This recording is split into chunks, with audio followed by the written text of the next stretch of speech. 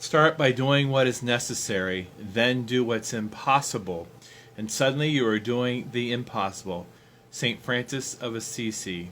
As a baby, he was often ill. As a child, he was frail, undersized for his age, and unable to keep up with the other boys. Sports and other rough and tumble activities were out of the question for him. As a young adult, he entered the ministry, desiring to serve God to the best of his ability. Sadly, due to his health, he was unable to serve his congregation in all the ways that were asked of him. However, through all of this, he managed to not dwell on his own problems, but instead persevere. He had a strong interest in music and felt that music had a way of connecting people to God that was powerful. His one complaint was that he felt the hymns of his time did not express enough joy and hope. In a desire to address his concern, he took upon himself the challenge to write new hymns that would convey a strong message of joy and hope.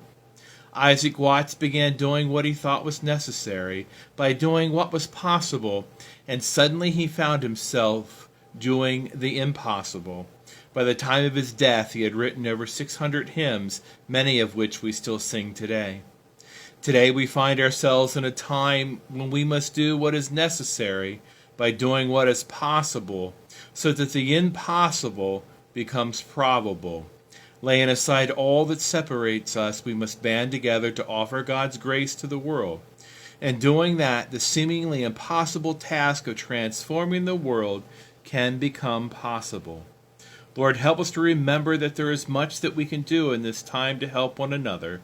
Enable us to do all that we can so that what seems impossible can be accomplished through your grace. Amen. May the God who makes all things possible be with us always.